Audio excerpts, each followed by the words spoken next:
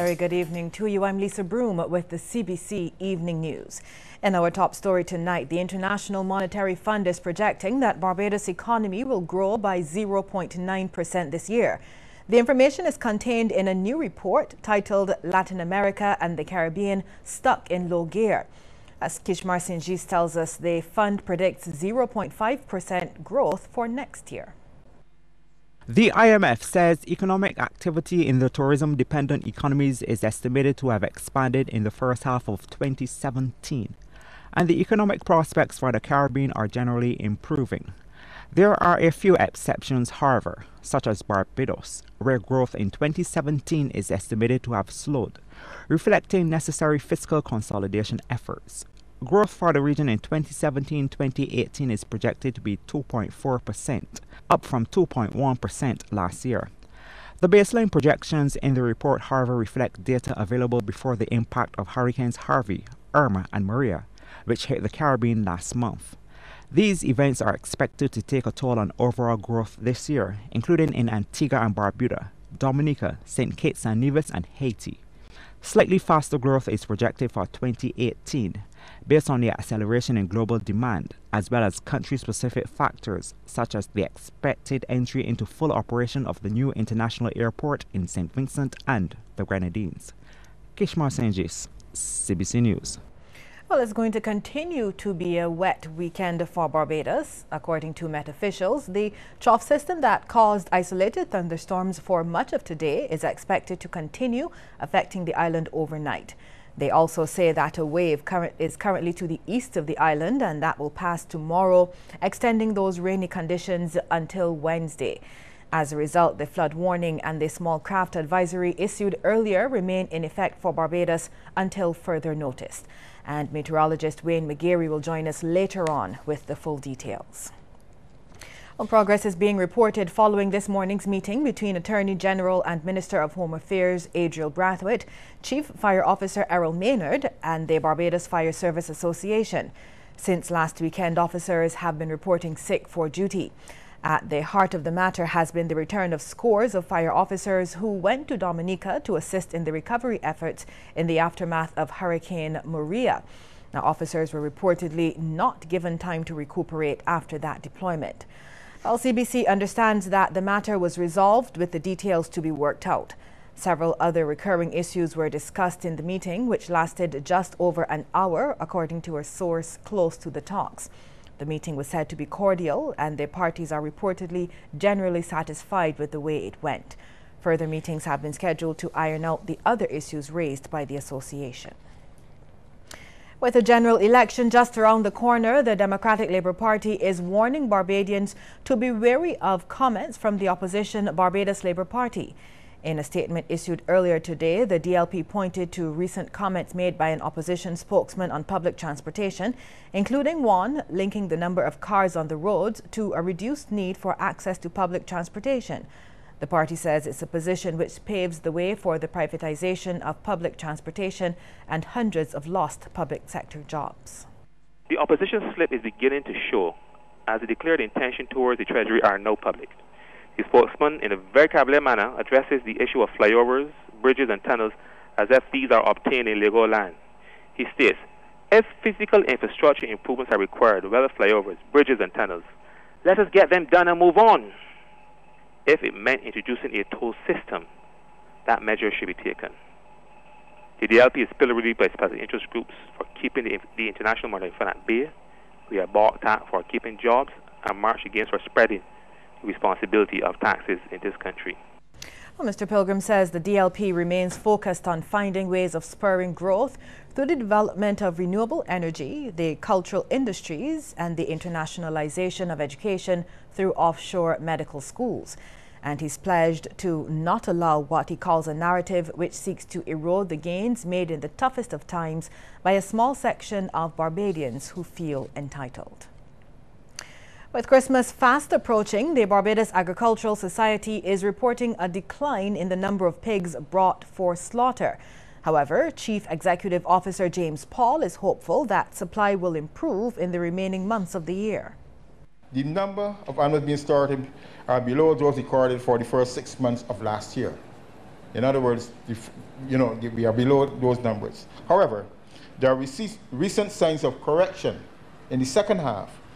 And during the last quarter, it is hoped that it will continue going into the Christmas period. Mr. Paul was speaking at the Society's annual General Assembly. He also says pig farmers continue to face pressure from people who receive permission from Town and Country Planning to build their homes close to pig farms. This is unreasonable and it is uncalled for, and it is really putting tremendous pressure on a lot of pig operations in this country. And I really think that Town and Country Planning needs to really cooperate with our farmers as far as this is concerned. If not, we have a situation where we're pushing pig farmers out of business in this country. More young men are heeding the calls to get screened early for prostate cancer. That's according to President of Cancer Support Services, Kathy Ann Kelly Springer. Usually we will find persons 60s and 70s, but we are getting an increased numbers of 30s and 40s, which is the demographic that we're trying to reach, and we are very much impressed that persons are listening and they're reaching out and they're coming to get their PSA test done. Ms. Kelly Springer was speaking during Cancer Support Services' final PSA walk-in clinic for the year. She also says many who turned up to have the test done on this occasion made the decision on their own. Well, today we've seen a lot of first-time persons, and not only that, persons who are getting a PSA test for the very first time as well. So I think it's a bit of an encouragement to get the men, to come in to be tested. A lot of them, when you speak to them, they're saying that they heard the ads, on the radio, on, television or whatever. So it is good that we are reaching out and we're getting a great response, I must say, from the men. Among those waiting to have the test done when CBC visited were Christopher Belgrave and first-timer Errol McCollin. They explained their reason for getting tested. Recent years, I have experienced some friends and close persons to me that got cancer and stuff. So, but listen to the news and stuff. They always tell you that early detection. So I decided, being relatively young, we still go early and stuff to go and check. Guys kind of reluctant to go out and get tested for some reason. It's that fear factor of maybe if you don't know, it's better that way. But catch it early. The early detection is the best policy. So I try to encourage other guys to come out. We'll have more news for you just after this break. Stay with us.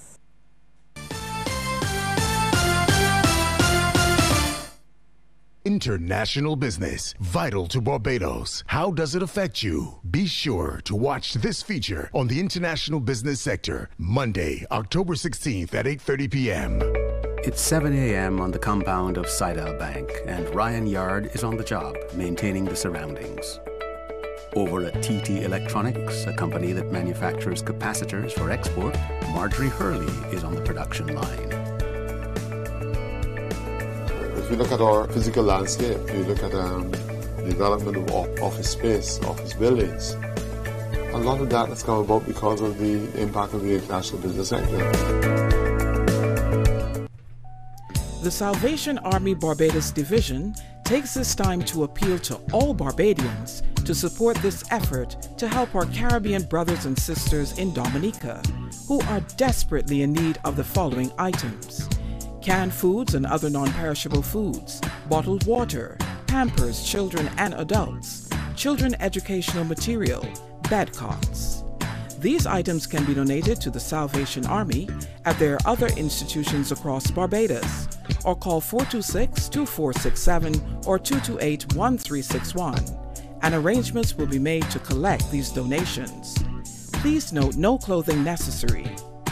We also welcome any monetary donations to this effort through our local account at Scotiabank, account number 000-901-9858, the Salvation Army Appeal.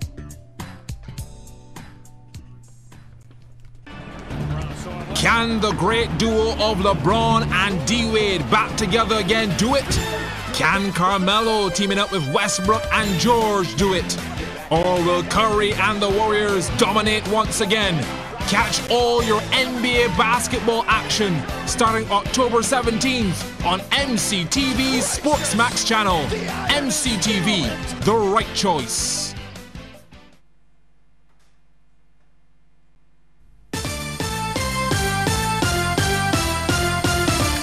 More than 50 attorneys have been called to the bar at the Supreme Court of Barbados.